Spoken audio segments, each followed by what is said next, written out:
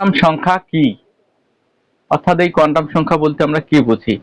তো আমাদের শুরুতেই জানা দরকার যে কোয়ান্টাম শব্দটি এসেছে কিন্তু ফোটন থেকে, অর্থাৎ ফোটনের শক্তিকে বলা হচ্ছে কোয়ান্টাম। একটা ফোটনের শক্তিকে কোয়ান্টাম বলা হয়, অর্থাৎ যে শক্তি ধারণ করে।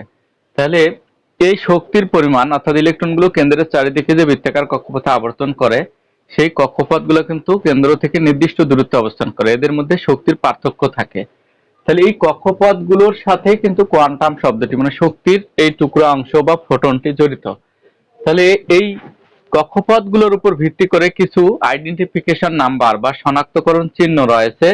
এই চিহ্নগুলোকে কোয়ান্টাম সংখ্যা বলা হচ্ছে। তো এটা একটা বিশেষ শাখা বিজ্ঞানের, কোয়ান্টাম বলবিদ্যা, মানে বিজ্ঞানের এই শাখা অনুসারে পরমাণুতে বিদ্যমান ইলেকট্রনের কক্ষপথের আকার, মানে কক্ষপথটা কেমন, ওই কক্ষপথটার আকার, আকৃতি, কক্ষপথটা কি টাইপের, ত্রিমাত্রিক দিক বিন্যাস, অর্থাৎ এক্স ওয়াই জেড অক্ষ বরাবর কি কোন দিক বরাবর আছে, এই তিনটি সংখ্যা ছাড়াও ইলেকট্রনের নিজ অক্ষে ইলেকট্রনের ঘূর্ণন প্রকাশের জন্য, ঘূর্ণনের দিক প্রকাশের জন্য মোট এই চারটা, 1 2 3 এই 4 ঘূর্ণনের দিক সহ চারটি দিক প্রকাশক চারটি সংখ্যার অবতারণা করা হয়েছে। এই চারটা সংখ্যাকেই কোয়ান্টাম সংখ্যা বলা হয়। তাহলে এই চারটা সংখ্যার মধ্যে একটা সংখ্যা দ্বারা, এটা কিন্তু ইলেকট্রনের আকার না, কক্ষপথটার আকার, এই কক্ষপথের আকার, এটা কিন্তু কক্ষপথের আকৃতি। আর এই জিনিসটা কক্ষপথের মধ্যে দিক বিন্যাস, এইটা কিন্তু কক্ষপথ না। হ্যাঁ, এই জিনিসটা কক্ষপথ না, এটা ইলেকট্রনের ঘূর্ণনের দিক। অর্থাৎ এই মোট এই 1 2 3 আর এই যে 4, এই চারটা বিষয়কে আমরা প্রকাশ করব। এই চারটা বিষয় যে জিনিসগুলো বা যে নাম্বারগুলো দিয়ে প্রকাশ করা হয় সেটাকেই কোয়ান্টাম সংখ্যা বলা হয়। তো এই চারটা বিষয়ের মধ্যে প্রথম তিনটি, অর্থাৎ আকার, আকৃতি, ত্রিমাত্রিক দিক বিন্যাস, প্রথম তিনটি শ্রোডিঞ্জারের সমীকরণ সমাধান হতে পাওয়া গেছে। চতুর্থটি, এটি কিন্তু ঘূর্ণনের দিক থেকে এসেছে, ঘূর্ণন, ঘূর্ণন হতে, অর্থাৎ ইলেকট্রনের ঘূর্ণন হতে এসেছে। তাহলে মোট এই চারটি আমরা সংখ্যা পেয়ে যাচ্ছি। কোয়ান্টাম সংখ্যা চার ধরনের: প্রধান কোয়ান্টাম সংখ্যা, সহকারী কোয়ান্টাম সংখ্যা বা আজিমুথাল কোয়ান্টাম সংখ্যা, চৌম্বকীয় কোয়ান্টাম সংখ্যা, আর একটা হচ্ছে ম্যাগনেটিক বা ঘূর্ণন কোয়ান্টাম সংখ্যা। এই চার ধরনের। প্রধান কোয়ান্টাম সংখ্যা। নিলস বোরের পরমাণু মডেল অনুসারে পরমাণুর ইলেকট্রনগুলো নিউক্লিয়াসের চতুর্দিকে কিছু নির্দিষ্ট বৃত্তাকার কক্ষপথে আবর্তন করে, যে কক্ষপথগুলোকে আমরা অরবিট বা শক্তি স্তর বলি। আর এই অরবিট বা শক্তি স্তরগুলোকে আসলে যে সংখ্যা দ্বারা প্রকাশ করা হয় সেটাকেই বলা হয় প্রধান কোয়ান্টাম সংখ্যা। একে এন দ্বারা প্রকাশ করা হয়। এন এর মান 1 2 3 4 ইত্যাদি পূর্ণ সংখ্যা। এন এর মান যত বেশি হবে কোয়ান্টাম সংখ্যা, অর্থাৎ অরবিটালগুলো তত দূরে অবস্থান করবে, এটা শক্তিও বেড়ে যাবে, অর্থাৎ ওই অরবিটালগুলোতে ইলেকট্রন বেশি শক্তি দ্বারা অবস্থান করবে। এন এর মান যদি 1 হয় তাহলে প্রথম শক্তি স্তর বা কে স্তরকে বোঝায়। যদি এন এর মান 2 হয় তাহলে দ্বিতীয় শক্তি স্তরকে বা এল স্তরকে বোঝায়। এন এর মান 3 হলে তৃতীয় শক্তি স্তর বা এম। যদি এন এর মান 4 হয় তাহলে চতুর্থ শক্তি স্তর বা এন দ্বারা প্রকাশ করা হয়। আর এই শক্তি স্তরগুলোতে ইলেকট্রন সর্বোচ্চ ধারণ ক্ষমতা হচ্ছে 2n² সংখ্যক। এটা দিয়ে আমরা ইলেকট্রন ধারণ ক্ষমতা নির্ণয় করতে পারি। পরমাণুতে যে ইলেকট্রনগুলো থাকে সেগুলো যে শক্তি স্তর আবর্তন করে, সেই শক্তি স্তরগুলো আবার কিছু উপশক্তি স্তর, মানে শক্তি স্তরগুলো আবার ছোট ছোট স্তরে ভাগ থাকে, এগুলোকে উপশক্তি স্তর বলে। তাহলে শক্তি স্তরগুলো কিছু উপশক্তি স্তরে বিভক্ত থাকে। উপশক্তি স্তরগুলোকে যে সংখ্যা দিয়ে আমরা প্রকাশ করি তাদেরকে সহকারী কোয়ান্টাম সংখ্যা বলে, এদেরকে ছোট হাতের এল দ্বারা প্রকাশ করা হয়। তাহলে যদি শক্তি স্তরটা বড় হয় সাইজে, তাহলে বড় জায়গায় উপশক্তি স্তর বেশি থাকবে। ছোট যদি হয় শক্তি স্তরটা, তাহলে কম উপশক্তি স্তর থাকবে। তো যে বিষয়টা হচ্ছে যে এই শক্তি স্তরটার উপরেই নির্ভর করে আবার উপশক্তি স্তরগুলোর সংখ্যা। তাহলে এল এর মান তাহলে এন এর মানের উপর নির্ভর করে, এল এর মান এন এর মানের উপর নির্ভর করে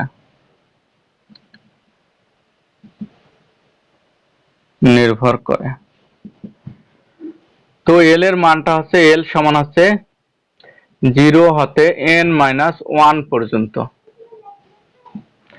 তো আমরা বলতে পারি এল এর মান কত পর্যন্ত হবে, এল এর মানটা হচ্ছে 0 থেকে শুরু করতে হবে আর n-1 পর্যন্ত শেষ করতে হবে। অর্থাৎ যদি n সমান 1 হয় তাহলে l সমান হবে 0। আমরা শুরুটা করব 0 থেকে, এখানে বলছে l এর মান 0 থেকে n-1, 0 1 2 3 4 5 এভাবে যেতেই থাকবো, কিন্তু কত পর্যন্ত আমরা যাব? আমরা n এর যে মানটা থাকবে তার চেয়ে এক কম পর্যন্ত যাব, অর্থাৎ n-1 পর্যন্ত। তো আমরা 0 থেকে শুরু করছি, এটা তো 1, এখানে আর 1 এ যেতে পারতেছি না, অর্থাৎ একটা মানেই শেষ। যদি n এর মান হয় 2 তাহলে l এর মানটা হবে 0 1 2 তে যাব না, কারণ এর চেয়ে এক কম পর্যন্ত থেমে যেতে হবে। n এর মান যদি হয় 3 তাহলে l এর মান হবে 0 1 2, 3 পর্যন্ত যাওয়া যাচ্ছে না, এক কম। n এর মান যদি হয় 4 তাহলে l এর মান হবে 0 1 2 3 এই পর্যন্ত। অর্থাৎ এইভাবে আমরা l এর মানগুলো বের করব। তাহলে প্রতিটা কক্ষপথেই দেখো যে 1 নম্বর কক্ষপথে কিন্তু l 0 আছে, 2 ও আছে, 3 ও আছে, 4 ও আছে। কিন্তু 2 নম্বর কক্ষপথে উপশক্তি স্তর কিন্তু দুই প্রকারের, 0 নাম্বার 1 নম্বরের আরেক প্রকার আছে। 3 নম্বর শক্তি স্তরে 3 আইটেমের উপশক্তি স্তর আছে, 0 নাম্বারিং 1 2, 4 নম্বরে 1 2 3 4 আইটেমের উপশক্তি স্তর আছে। তাহলে যে শক্তি স্তরটা যত বড় তার মধ্যে উপশক্তি স্তরের পরিমাণও তত বিভিন্ন ডিজাইনের উপশক্তি স্তরও রয়েছে। এর মান যেগুলো 0, এই 0 মার্কা উপশক্তি স্তরগুলোকে এস বলে, 1 নাম্বারিং গুলোকে বলা হচ্ছে পি, পি নাম্বারিং গুলোকে 2 নাম্বারিং গুলোকে বলা হচ্ছে ডি, আর 3 নাম্বার যেগুলো এফ উপশক্তি স্তর বলা হয়। তো 1 নম্বর কক্ষপথে আমরা কি কি পাচ্ছি? তাহলে 1 নম্বর যে কক্ষপথ সেখানে আমরা পাচ্ছি, দেখো এটা এস, কিন্তু কক্ষপথ 1, তাহলে এই উপশক্তি স্তরটাকে 1s দ্বারা প্রকাশ করা হয়। 1 নম্বর কক্ষপথের এস, এইটা 2 নম্বর কক্ষপথে 2s, এটা 2p, 3s 3p 3d, এইটা হবে 4s 4p 4d 4f। তাহলে কোন একটা উপশক্তি স্তরকে আমরা কিন্তু প্রকাশ করতে গেলে তার n ও লাগতেছে আর l এর মানটাও দিয়ে প্রকাশ করতে হচ্ছে, ওগুলোকেই কিন্তু আমরা অরবিটাল বলে থাকি, উপশক্তি স্তরগুলোকে অরবিটাল বলি। তো এই জিনিসটা থেকে যদি এরকম টাইপের প্রশ্ন হয় 3f সম্ভব কিনা, তো উত্তরটা হবে এরকম। আমরা প্রথমে কি করব যে এখানে n এর মান কত? 3, এই যে 3, n এর মান 3, অতএব 3 যদি হয় n এর মান, তাহলে l এর মান আমরা জানি 0 1 2, 2 পর্যন্ত যাব, কিন্তু 0 মানে s, 3 নম্বর কক্ষপথের s, তো এই যে এটাকে আমরা বলবো 3s, এটাকে বলবো 3p, এটাকে বলবো 3d। তো এখানে তাহলে যেহেতু এখানে d পর্যন্ত সম্ভব, অতএব 3f এখানে সম্ভব নয়, সম্ভব নয়। এখানে দিলাম মনে করো 4d আর 2d, কোনটি সম্ভব? কোনটি সম্ভব? তো আমরা প্রথমে আসবো এই যে 4d লিখে আমরা কি করব, এখানে n সমান 4, অতএব l সমান হচ্ছে 1 0 1 2 3, এইটার জন্য আমরা লিখব 4s 4p 4d 4f। অর্থাৎ এখানে 4d সম্ভব, তাহলে 4d যেহেতু আছে এখানে তাহলে 4d সম্ভব, অর্থাৎ চতুর্থ কক্ষপথে d অরবিটাল সম্ভব। কিন্তু 2d সম্ভব কিনা সেটা এই যে এর আগে যেটা লিখলাম 2d টার জন্য আমরা যদি লিখি তাহলে আমরা এখানে লিখব n সমান 2, অতএব আমরা লিখব l সমান 0 1, এই 0 এর জন্য 2 নম্বর কক্ষপথ, তাহলে 2s, এটা হচ্ছে 2p, তাহলে 2d এখানে সম্ভব না, অর্থাৎ 2 নম্বর কক্ষপথে s আর p অরবিটাল সম্ভব, 2d সম্ভব নয়। চৌম্বকীয় বা ম্যাগনেটিক কোয়ান্টাম সংখ্যা আমরা কোনটাকে বলবো? এটা হচ্ছে পরমাণুর ভিতরে যে শক্তি স্তরগুলো আছে সেগুলো উপশক্তি স্তরে বিভক্ত থাকে। উপশক্তি স্তরগুলো বা এগুলোকে তো অরবিটাল বলে, অরবিটালগুলো কেন্দ্রের চৌম্বক ক্ষেত্রের প্রভাবে, অর্থাৎ কেন্দ্রটা ধনাত্মক চার্জযুক্ত হয়, সেই ধনাত্মক চার্জযুক্ত প্রোটনগুলো ঘূর্ণনশীল থাকার কারণে এরা চৌম্বক ক্ষেত্র তৈরি করে এবং সেই সাথে তড়িৎ ক্ষেত্র তৈরি করে। তাহলে এই চৌম্বক ক্ষেত্রটির প্রভাবে অরবিটালগুলো ত্রিমাত্রিক বিন্যাস লাভ করে, অর্থাৎ ওরা এক্স ওয়াই জেড বিভিন্ন অক্ষ বরাবর সাজানো গোছানো হয়ে যায়। এই বিন্যাসটাকে যে সংখ্যা দ্বারা প্রকাশ করা হচ্ছে সেটাকেই আমরা বলতেছি কোয়ান্টাম চৌম্বকীয় কোয়ান্টাম সংখ্যা। এদেরকে আসলে প্রকাশ করা হয় ছোট হাতের এম দ্বারা প্রকাশ করা হয়। তো এম এর মানটি আবার নির্ভর করে, এম এর মানটা নির্ভর করে এল এর মানের উপর। এল যেমন এন এর মানের উপর নির্ভর করছিল, এম আবার এল এর মানের উপর নির্ভর করে। তাহলে এম এর মানটা এল এর মানের উপর নির্ভর করে। এম এর মান, হ্যাঁ, এম সমান 0 হতে প্লাস মাইনাস এল পর্যন্ত এর মানটা হবে 0 থেকে শুরু করতে হবে, আর এল এর মান যত পর্যন্ত হবে প্লাস মাইনাস তত পর্যন্ত দৌড়াতে হবে। যদি এল এর মান হয় 0, তাহলে কি হবে, এম এর মানটা হবে 0, আর তো আগানোর কোনো পথ নাই। তো এটা ছিল এস অরবিটাল। এস অরবিটালের মধ্যে দিক বিন্যাস বলতে কিছুই নেই, একটা অরবিটাল আর কোন দিকে থাকবে, যে কোনো একদিকে থাকলে হলো। তাহলে এর কোনো দিক বিন্যাস নাই। যদি এল এর মান হয় 2 না 1, তাহলে বলছে এম এর মান এই যে 0 থেকে ওই মান পর্যন্ত যেতে হবে, 0 প্লাস মাইনাস 1 এই পর্যন্ত যেতে হবে। তাহলে এইখানে কিন্তু 3টা মান আছে, হ্যাঁ 3টি। তো এই যে এই জিনিসটাকে কিন্তু পি অরবিটাল আমরা বলতেছি। তো পি অরবিটালে 3টা এম এর মান, পি কে যদি পি অরবিটালকে যদি আমরা চুম্বক ক্ষেত্রের প্রভাবে নিয়ে আসি, তাহলে তার 3টা বিন্যাস লাভ হয়। তাহলে বুঝতে হবে যে পি অরবিটাল আসলে 3টা থাকে সংখ্যায়। তো এই মান 3টাকে আমরা যদি সাজিয়ে লিখি ছোট থেকে বড়, 1 0 প্লাস 1, এখানে 2টা আর এখানে একটা, 3টা মান। তো এই পি এর এই মানগুলো তাহলে 3টি পি অরবিটাল থাকে, এটা নিশ্চিত আমরা হলাম, কারণ এটা চৌম্বক ক্ষেত্রের প্রভাবে দিক বিন্যাস লাভ করছে। চৌম্বক ক্ষেত্রের প্রভাবে বর্ণালী রেখার বিভক্ত হওয়াকে স্টার জিম্যান প্রভাব বলা হয়। জিম্যান প্রভাব, এই জিম্যান প্রভাব থেকে এই মানগুলো এসেছে। তো এইটাকে আমরা তখন বলি যে একটা পি এক্স অক্ষ বরাবর এটাকে পি এক্স, একটা পি ওয়াই অক্ষ বরাবর পি ওয়াই, একটা পি জেড অক্ষ বরাবর পি জেড। এগুলো নির্দিষ্ট কোনো বিষয় না, এটাকেও আমরা পি জেড লিখতে পারি, এটাকে পি এক্স একটা লিখলেই হলো, এরকম। তো পি এক্সটা এক্স অক্ষ বরাবর ছিল, পি ওয়াইটা ওয়াই অক্ষ বরাবর ছিল, পি জেডটা জেড অক্ষ বরাবর ছিল, এরকম ছবি এঁকে দেখাইছি। তাহলে 3টা পি অরবিটাল থাকলে ওরা কিন্তু বিভিন্ন অক্ষ বরাবর রয়েছে। এরা যদি একই সাথে 3জন থাকে, এরকম আলাদা আলাদা থাকে না, এরা 3জন একই সাথে থাকে, এই যে এইভাবে P X P Y P Z এইভাবে থাকে, এই সাজানো। এক জায়গায় 3জন থাকে, কিন্তু একসাথে যদি থাকে আর এদের মধ্যে যদি ইলেকট্রন থাকে, তাহলে ইলেকট্রনগুলো পরস্পরকে বিকর্ষণ করবে। এই জন্য এরা বিকর্ষণ এড়ানোর জন্য এমন ভাবে বিন্যাস লাভ করে যেন এদের মধ্যে বিকর্ষণটা কার্যকর হতে না পারে। এই জন্যই এই কাহিনী। এল এর মান যদি হয় 2, তাহলে এম এর মানটা হবে 0 প্লাস মাইনাস 1 প্লাস মাইনাস 2। তো মোট কিন্তু এখানে 5টা মান পাচ্ছি আমরা। তার মানে এই যে এল এর মান 2 হলে এটাকে ডি অরবিটাল বলা হয়, আর ডি অরবিটাল তার মানে 5টা রয়েছে। এইখান থেকে আমরা ক্লিয়ার হয়ে গেলাম। তো এগুলোকে সাজিয়ে যদি লিখি, তাহলে ছোটটা, তারপরে একটু বড়, তারপরে 0, তারপরে প্লাস 1 প্লাস 2, এই 5টা মান আছে। ডি অরবিটাল গুলোকে আমরা বলি D X Y, D Y Z, Z X ইত্যাদি। তো এখানে লিখি D X Y, D Y Z, D Z X, D X square minus Y square, D Z square. তো নর্মালি ডি জেড স্কোয়ার থেকে আসলে শুরু হয় বাইরের বইগুলোতে, তাই আছে জেডটা ওরা আগে বলে। তো যেভাবে লেখো সমস্যা নাই। এল এর মানটা আমরা লিখতাম 3, তাহলে এফ অরবিটালকে বোঝাতো। এই জন্য আমাদের এম এর মান হবে 0 plus minus 1 plus minus 2 plus minus 3, অর্থাৎ টোটাল আমরা 60টি মান পেতাম। তো এফ অরবিটাল, যে আমরা কোয়ান্টাম সংখ্যার যে সংজ্ঞাটা পেয়েছিলাম সেই সংজ্ঞায় এক জায়গায় ছিল যে ইলেকট্রনের কক্ষপথের আকার, এটা আলোচনা করে দিয়েছে। আকার, আকৃতি, তো আকৃতি হচ্ছে 2 নাম্বারটা, অর্থাৎ সহকারী কোয়ান্টাম সংখ্যা। সহকারী কোয়ান্টাম সংখ্যায় আমরা যখন এল এর মান পেয়েছিলাম 0, তখন এস অরবিটাল, এস অরবিটালটার আকৃতি ছিল গোল। এল এর মান যখন 1 ছিল তখন পি অরবিটাল, পি অরবিটালটা ছিল ডাম্বেল আকৃতির। অর্থাৎ এই যে এল এর মানগুলো থেকেই আমরা কোন অরবিটালটা কেমন আকৃতির সেটা আমরা জানতে পারি। এই জন্যই কিন্তু এটাকে আকৃতি দিয়ে প্রকাশ করেছে।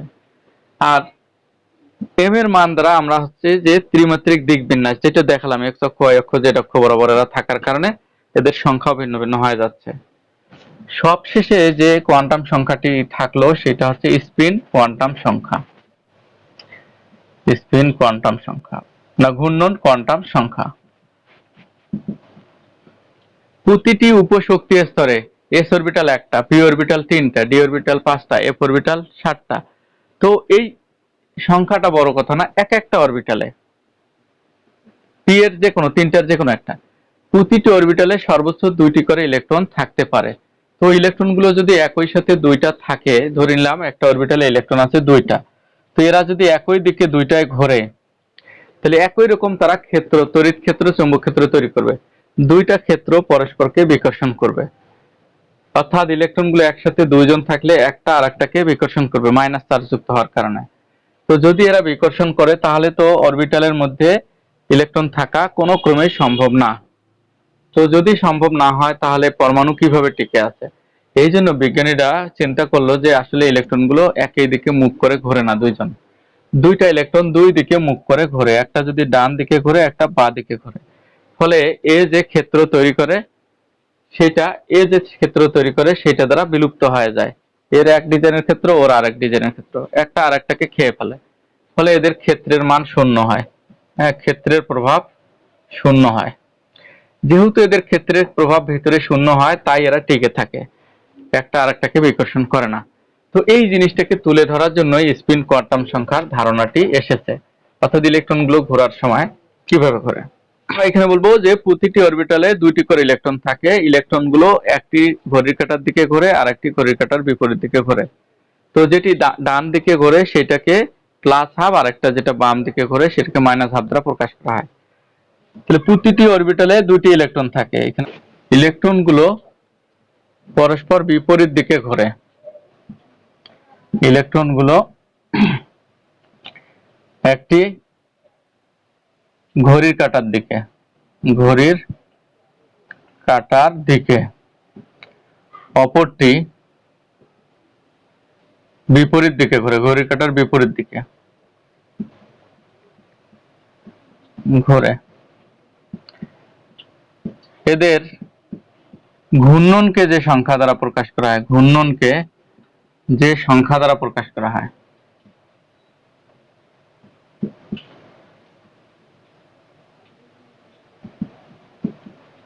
তাকে ঘূর্ণন কোয়ান্টাম সংখ্যা বলে। তাহলে প্রতিটা অরবিটালে 2টা করে ইলেকট্রন থাকতে পারে আর ঋণাত্মক চার্জযুক্ত একে অপরকে বিকর্ষণ করতে পারে। তো এই বিকর্ষণ মান এড়ানোর জন্য আসলে ইলেকট্রনগুলো একটা ঘড়ির কাঁটার দিকে ঘুরলে আরেকটি ঘড়ির কাঁটার বিপরীত দিকে ঘোরে। আর এই ঘূর্ণনটাকে, কোনটি ঘড়ির কাঁটার দিকে কোনটি বিপরীত দিকে, এই ঘূর্ণনটাকে প্রকাশ করা হয় যে সংখ্যাটি দ্বারা, সেটাই হচ্ছে প্রধান নাম ঘূর্ণন কোয়ান্টাম সংখ্যা। একে এস দ্বারা প্রকাশ করা হয়। তো এস এর 2টা মান থাকে। হ্যাঁ, এস এর 2টি মান থাকতে পারে, একটা হলো প্লাস হাফ আর একটা হলো মাইনাস হাফ। তো প্রতিটি এম এর মান, এস এর মানটা এম এর মানের উপর নির্ভর করে, এস এর মান এম এর মানের উপর নির্ভর করে। প্রতিটি এম এর মানের জন্য এস এর 2টি মান থাকে। তো এই প্লাস হাফ আর হচ্ছে মাইনাস হাফ, এই 2টি মান থাকতে পারে প্রতিটা এস এর মানের জন্য। যতগুলো এস এর মান থাকবে, 0 1 2 3 4 যাই হোক না কেন, যতগুলো থাকবে এক একটা মানের জন্য এক একটা এরকম থাকবে, অর্থাৎ একটা হাফ, প্লাস হাফ আর একটা মাইনাস হাফ থাকবে। এস এর প্রত্যেকটা মান এক একটি ইলেকট্রনকে বোঝায়। তো এখানে সবচেয়ে বড় বিষয়টা হলো এস এর প্রতিটি মান, অর্থাৎ প্লাস হাফ একটা ইলেকট্রনকে বোঝায়, মাইনাস হাফ একটা ইলেকট্রনকে বোঝায়। প্রতিটি মান একটি করে ইলেকট্রনকে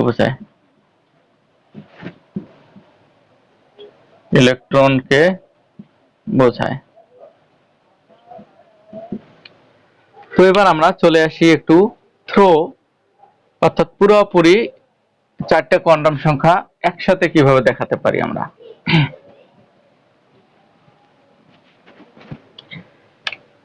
এন এর মানটা যদি হয় 1, তাহলে এল এর মানটা হলো 0। এল এর মান 0 হলে এম এর মানও কিন্তু 0। এটা হচ্ছে শক্তি স্তর। এইটার মানটা আমরা কিভাবে জানতে পারবো? এইটার মান পাবো 0 হতে n-1 পর্যন্ত হিসাব করলে আমরা পাবো। এটার মান হচ্ছে 0 হতে +-l পর্যন্ত আমরা হিসাব করলে পাবো। এম এর একটা মান পেয়েছি, তাহলে এস এর মান একটা মানের জন্য দুইটা, একটা +½ আর একটা -½ এখন আমরা যদি ইলেকট্রন সংখ্যা যদি বলি, তাহলে এই জিনিসটা হচ্ছে ইলেকট্রন সংখ্যা। এই যে দুইটা মান, এই জন্য 2 হবে ইলেকট্রন সংখ্যা। এন এর মান যদি হয় 2, তাহলে এল এর মান কিন্তু 0 একটা পাবো, একটা 1 পাবো। 0টার জন্য আমরা এম এর মান 0ই পাবো, আর 0এর জন্য এস এর মান +½ আর -½ এইটা পাবো। এইটার জন্য আমরা দুইটা পাচ্ছি ইলেকট্রন, এই যে একটা দুইটা। এই 1টার জন্য আমরা এম এর মান পাচ্ছি 0 +-1, তাহলে 0 +-1। তাহলে আমি এখন হিসাব করে দেখলাম -1 0 +1, অর্থাৎ এই এম এল এর একটা মানের জন্য এম এর কিন্তু তিনটা মান পেলাম। তো এই মানটার জন্য আমরা এস এর মান পাবো +½ -½ এই মানটার জন্য এস এর মান পাবো একই +½ -½ এই মানটার জন্য +½ -½ এগুলো এরকম চিহ্ন দেয়া ঠিক হবে না। তাহলে মোট এই জায়গা থেকে আমরা এই যে 2 4 6 অর্থাৎ 6টা ইলেকট্রন পাচ্ছি। দেখো এইটা 2 নম্বর কক্ষপথ, আর এইটা হলো আমাদের পি অরবিটাল, এটা পি অরবিটাল, এটা ছিল এস অরবিটাল। এস অরবিটালে ইলেকট্রন সব সময় আমরা এই যে এটা এস ছিল, এস অরবিটালে ইলেকট্রন দুইটা, এখানে এস অরবিটালে দুইটা ইলেকট্রন। পি অরবিটালে মোট ইলেকট্রন সংখ্যা হলো এই যে 6টি। এইভাবে আমরা বিভিন্ন অরবিটালে কোথায় কয়টি ইলেকট্রন থাকতে পারে সেটা আমরা নির্ণয় করতে পারবো অনায়াসে।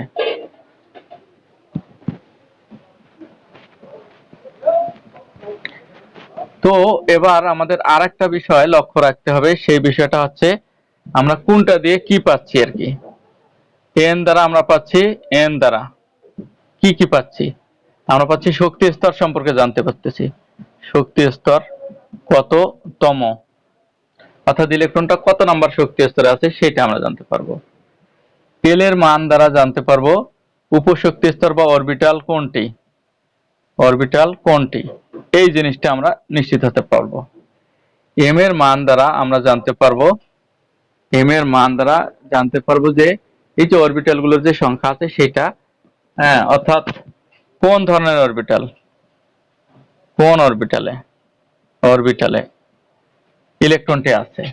এস এর মান দ্বারা আমরা জানতে পারবো ইলেকট্রন সংখ্যা, হ্যাঁ, ইলেকট্রন সংখ্যা ও ঘূর্ণন কোন দিকে ঘুরতেছে এই জিনিসটা আমরা জানতে পারবো।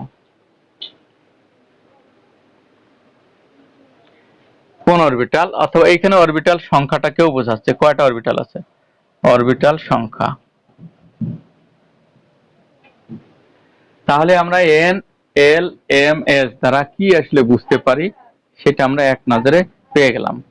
এবার যদি আমাদের বলা হয়, বলো,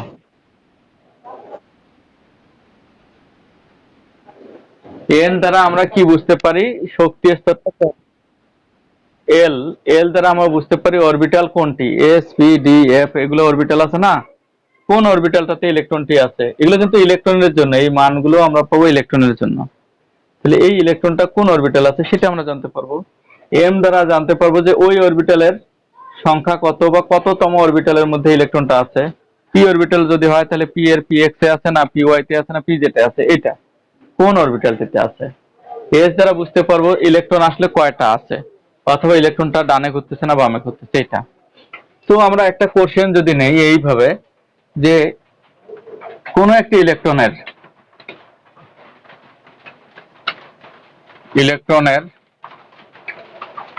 জন্য এন এর মান দেয়া আছে 4, এল এর মান দেয়া আছে 2, এম এর মান দেয়া আছে 0, এস এর মান দেয়া আছে +½ এরকম দেয়া আছে, তাহলে এটা কোন অরবিটালটা ইলেকট্রনটাকে বোঝাচ্ছে। তাহলে এইটা যদি থাকে হ্যাঁ, তাহলে আমরা বলতে পারবো ইলেকট্রনটি চতুর্থ কক্ষপথের, এটা 4 নম্বর কক্ষপথ, আর এটা হচ্ছে ডি অরবিটাল। হ্যাঁ, এটা ডি অরবিটাল। ডি এর মধ্যে, ডি এর তো 5টা অরবিটাল আছে, 5টার মধ্যে একটা অরবিটালের মধ্যে আছে 0 নাম্বার অরবিটালে, আর এটা ইলেকট্রনটা ডান দিকে ঘুরতেছে। তাহলে ইলেকট্রনটা আছে 4d। যদি আমরা ডি এখানে -2, -1, 0, +1, +2, তো এটাকে যদি ধরি D Z square, D X square minus Y square, D X Y, D Y Z Z X, তাহলে এই যে 0 যেটাকে বোঝাচ্ছে, এই যে ডি তাহলে এক্স ওয়াই, এটা লিখে দেখাতে হবে যে আমরা এক্স ওয়াইটা দেখাইছি 0, এই ডি এক্স ওয়াই এর electron. D X Y A ডান দিকে ঘুরতেছে, ডানে ঘূর্ণনরত ইলেকট্রন, ইলেকট্রন এই জিনিসটাকে বোঝাচ্ছে। তাহলে আমরা এই এত কিছু মান দিয়ে আমরা ওই ইলেকট্রনটা আসলে 4d xy আছে ইলেকট্রনটা, আর এটা ডান দিকে ঘূর্ণনরত অবস্থায় রয়েছে।